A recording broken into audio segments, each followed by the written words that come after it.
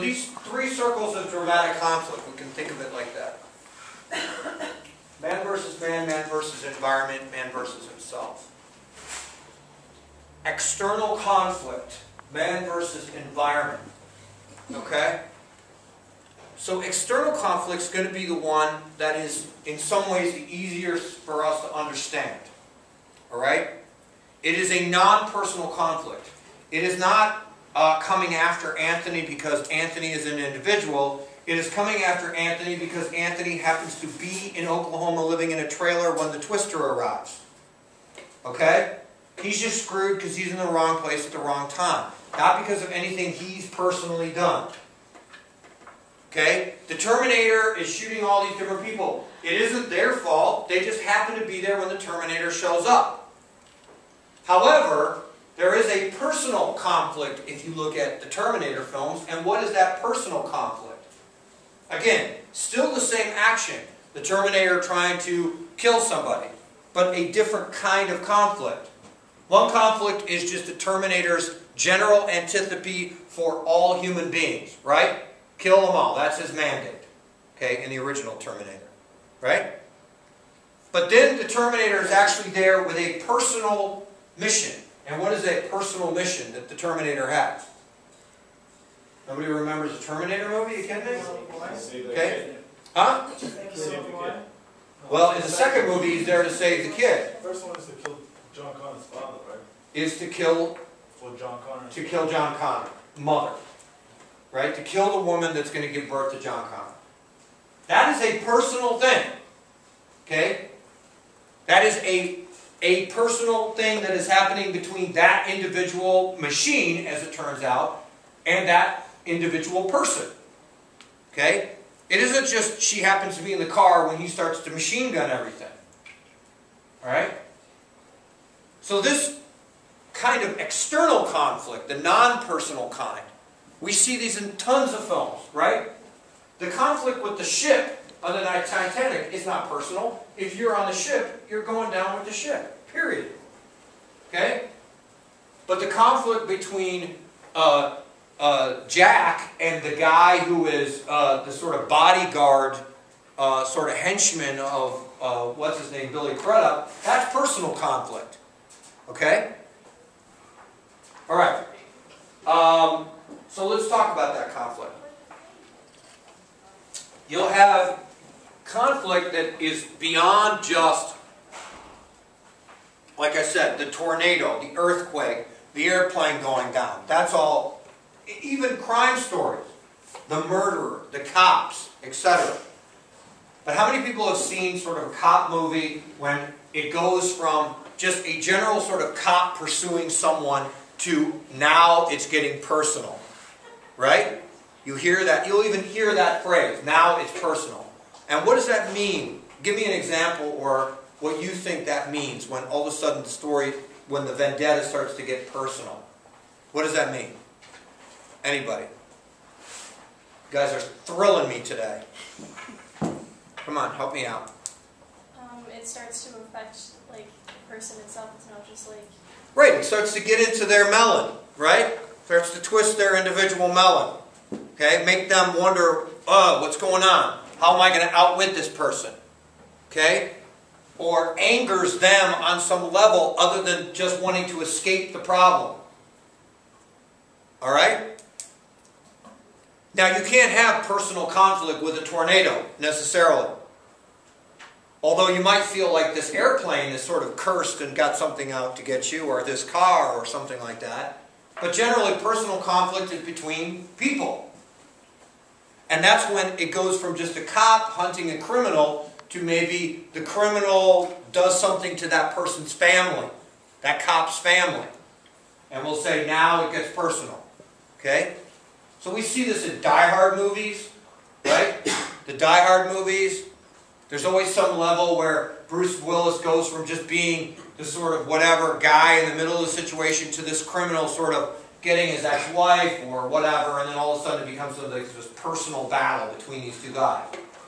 And that's raising the stakes.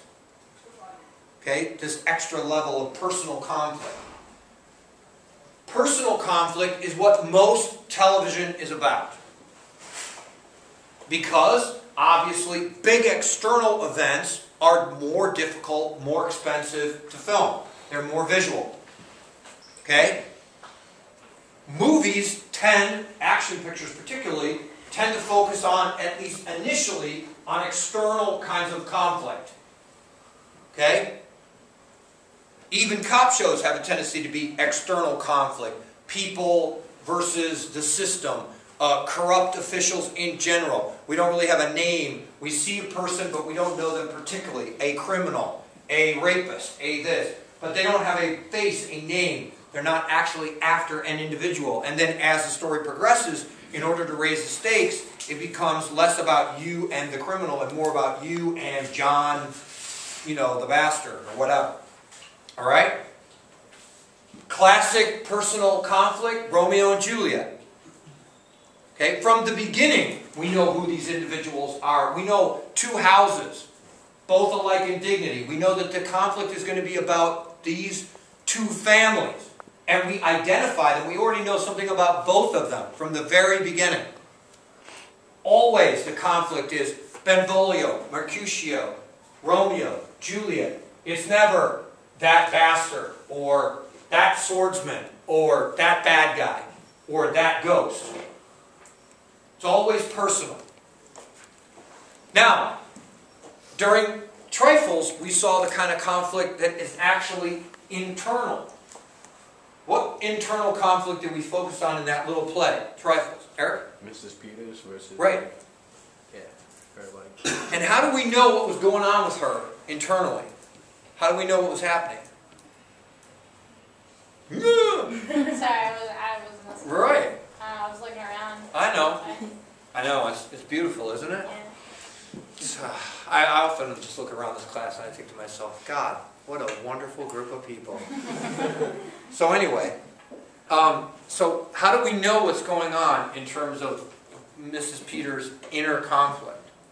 How do we know what's plaguing her? Are you asking me? Huh? Are you asking me? Yeah, how do we know? Question mark. I don't know, by the dialogue and the way she talks to the other characters. Right, she talks about it, right? She talks to her friends and tells us, okay? She's torn between being a sheriff's wife and the way, she feels bad for Millie, right? Or Minnie or whatever her name is, right? Mrs. Wright. Okay? So she's torn, we get that. And that's her inner conflict. Now if it was a movie, she wouldn't have to talk about it as much because we'd have the ability to zoom right in on it. We could get a reaction shot when somebody said something. We could just see her reaction. We could see it in her eyes. Okay? Again, one of the reasons film, television have the ability to transcend language a lot more because we're able to so closely zoom in on a visual. And that means even if you don't understand what somebody's saying, you can sort of get it from what you see. Alright? Whereas theater is more particular to language. And that can be a good thing. Because if you speak a particular language that has a particular beauty to it, or cultural resonance that is built into the language, the way American English is, American English being a language that uses a lot of other languages, and that is a feature of it which is much different than almost any other language alive today. We think of languages as having a life.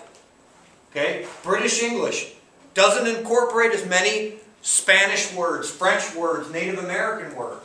So the very language that we speak as Americans is different and has a cultural identity to it. We just use it all the time. We don't even think about all the Spanish words and French words and German, Native American words. I mean, you couldn't drive from Boston to Chicago without encountering numerous Native American terms. Because almost everything you're looking at has been named by a Native American term, in terms of including the state you're living in. Okay? So that's just proper names. So the language itself is important in theater. Much more so than in television and film. The visual is much more important. Television, the language is more important than film. Because again, you're telling a complete story in 2 hours in film. In television, in 58 minutes, it maybe isn't a complete story. And that's perfectly acceptable. In theater, generally speaking, you're telling a complete story in 1 hour 20 minutes. In your case, you're telling some kind of complete story in 10 minutes. Alright? So there could be a lot of other details about what's going on, say, in Kelsey's reality the day she's getting married. But we're going to zoom in on one particular element of what's happening in this 10-minute play. Maybe it is just her reaction to the fact that her sister is pregnant. Okay? Maybe that's all we can accomplish in that. But, again, by zooming so closely in on it, and by forcing her to have to talk about it, we might find out more about how she really feels in that 10 minutes than we would in 2 hours of just watching her react to other things. So that's one of the things that we have as a benefit in this medium. Okay? So it's not necessarily a disadvantage. A lot of people think, well, oh, we can't go to all these places. That's a disadvantage in telling the story. Not necessarily. If you trap people in a location and force them to come to terms with something that's going on inside of them, you're going to learn a hell of a lot more about what's going on inside of them. Okay? Than if they get to run around and avoid the subject. Okay? Have you heard of a show called Solitaire? Mm-hmm. Basically, that's the Anybody else? Okay, go ahead. That's the whole theme of the show. Right. They take there are psychologists that work there, as what I think, because they try to get in their head. The one who lasts the longest wins 50 grand, but you get to just watch it play out through omnipotent point of view, and